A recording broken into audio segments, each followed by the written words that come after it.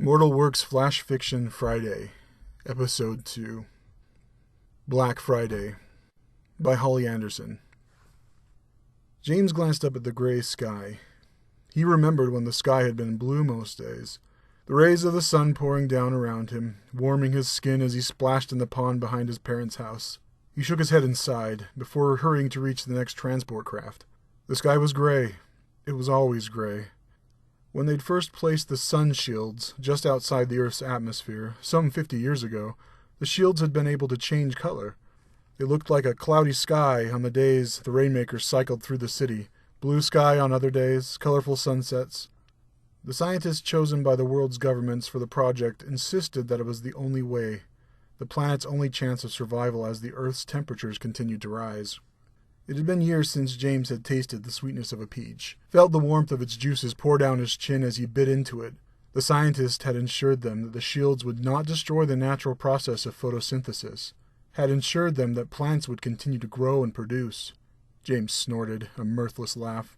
They'd been wrong about so many things.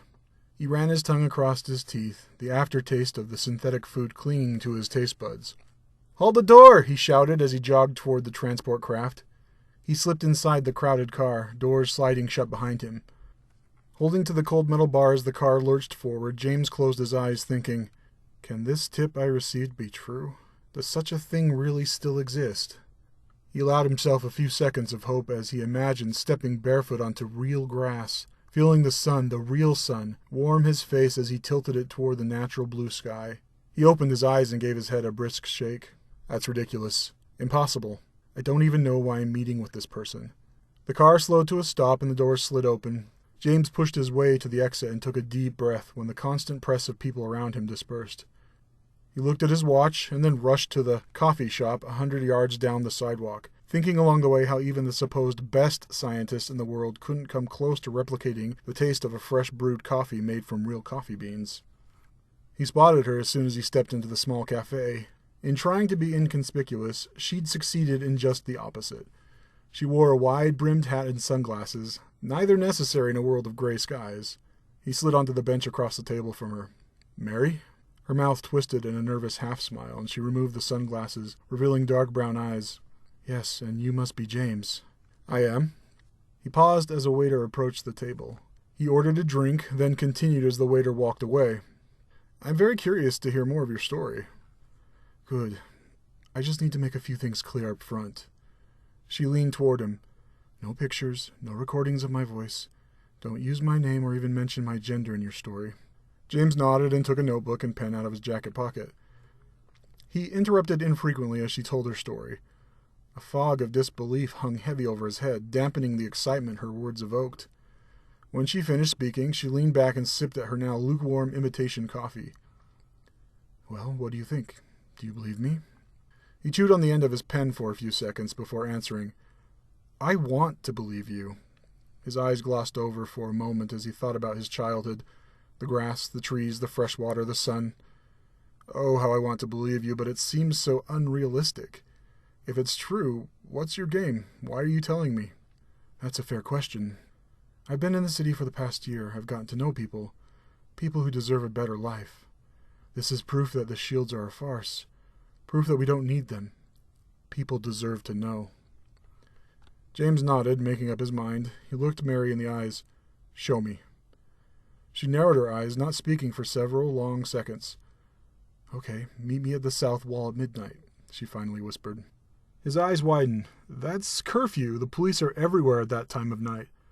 "Everywhere except the entrance to the collapsed subway tunnel. They leave the crazies alone down there." Looking down at the table, James felt his resolve slipping. He'd done a story on the crazies a few years ago. He still had nightmares about it. He straightened his shoulders. "Okay, this is insane, but okay, I'll meet you." He arrived early. Mary stood waiting for him in the shadows. She'd been right about the police. The last one he'd seen had been 10 blocks away, easy. He sidled up alongside of her. Now what? He glanced from side to side, straining to see into the dark. "Follow me." She looked him up and down in the beam of her flashlight. "I hope you're in good shape, old man."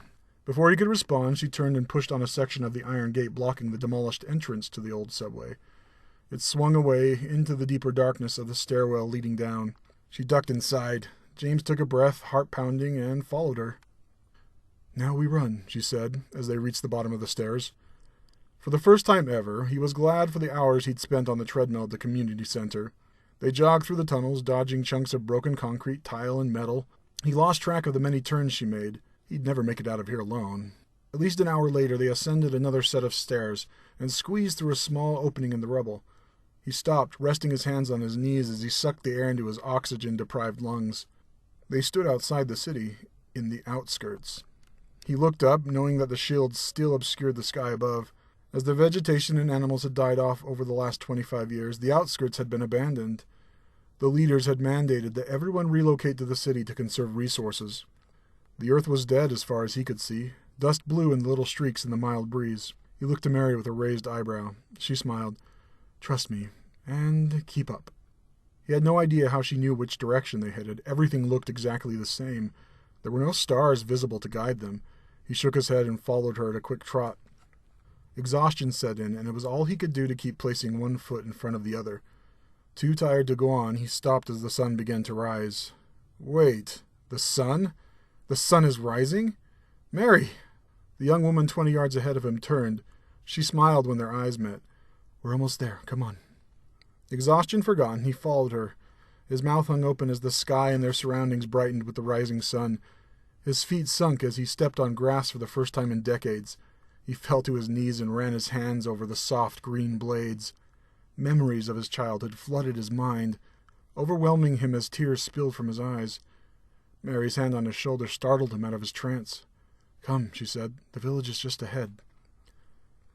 They walked down the dirt road. James squinted as he looked into the distance at an orchard. Real trees, real fruit. The little town was waking up. A young, dark-skinned teen ran from a shack toward them. "Mary! Mary's back!" "Hey, Tad." Mary hugged the boy. "Run ahead and tell the elders we're coming. They're getting ready to meet this morning. I'll tell them you're here." As Mary and James wound their way around the shacks, more dark-skinned people, natives, he realized, these are natives, came to greet Mary. An older woman, brows drawn together in worry, stopped them. "Something bad is happening, Mary. Go to the elders." Mary nodded and quickened her step. A circular tent sat in the midst of a field near a river. James wiped sweat from his brow as the heat of the sun hit him. He was unaccustomed to anything but the climate-controlled city. "Wait here." Mary ducked inside the tent. James sat in the foot-high grass, marveling at the way it waved in the wind. He watched as more and more people arrived from the small village. They stood in silence, encircling the tent at a distance. Mary exited the enclosure and came to kneel beside him. "They found us." "Who?" "The government. They're coming. They want to ruin our land as they've ruined their own." Her brows knit together in anger.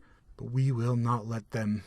He stood as sounds of singing, ancient voices singing, came from the circular tent. Smoke rose from a hole in the roof. The rhythmic chanting captured him, and he swayed back and forth. "They're holding a prayer circle," Mary whispered.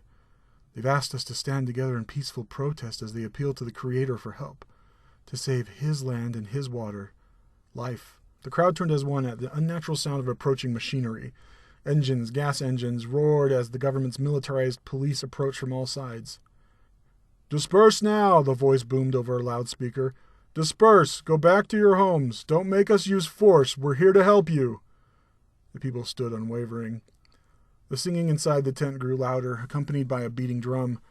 The voice from the speaker droned on, alternating between threats and assurances that they were only here to help. The vehicles inched closer over the next couple of hours. The natives stood their ground in silence, the only sound coming from the tent. Without warning, the police lobbed and shot supposed non-lethal weapons at the crowd of peaceful natives. James covered his mouth and nose with his arms as a canister of tear gas exploded nearby. People cried out in fear and pain as the gas permeated their eyes and nostrils. As the rubber bullets slammed violently against them, bruising them, injuring them, making them bleed, the circle tightened around the tent. The elders continued their prayer. A small inflammatory grenade flew at the tent, starting the canvas on fire. "No!" James yelled as he ran toward the flames. "What are you doing? These are peaceful people!" The flames quickly engulfed the enclosure, the heat keeping any would-be rescuers at bay. The elders continued their prayer song amidst the wailing of their people. The elders' voices rose higher as the fire burned. Even the police stood in disbelief, weapons lowered. With a flash of heat, the tent collapsed in a pile of ashes, flames extinguished. James stepped closer, trying to stare past the rising black smoke. From the pile of ashes rose a man. He stood tall, taller than the trees at the river's edge. He towered over the assembled people. A great chief, a ceremonial headdress trailed from his head, pitch-black feathers rustling in the breeze. His clothing was black. His war paint was black. His eyes were black. He raised his onyx staff and shook it toward the police, beyond them, toward the government officials and the rich owners of Shieldco that hid like cowards behind the lines. His voice thundered as he chanted in an ancient language, louder and louder as he raised both hands and looked to the sky. An eerie silence followed, soon broken by a commotion in the distance.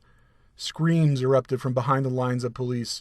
The ranks parted as men and women in tailored suits ran, screaming to the front, hands clutching at their faces. James gasped. Thick black liquid flowed from their eyes, mouths, noses, ears. Their screams turned to gurgles as the liquid choked them. One by one, the perpetrators of lies and violence fell to their knees, then to their faces as they drowned in the putrid black fluid invoked by the great chief. "The Creator has spoken," Mary's voice carried far. "Now go, leave our land. Warn your leaders about this Black Friday and what awaits them should they try to ruin his sacred land again." Thanks for listening to Flash Fiction Friday Episode 2. If you have a Flash Fiction story that you want to submit, Flash Fiction being between 1,500 and 2,000 words, please email that to contact@immortal-works.com, or hit us up on social media on our Facebook and our Twitter feed. Thanks for listening.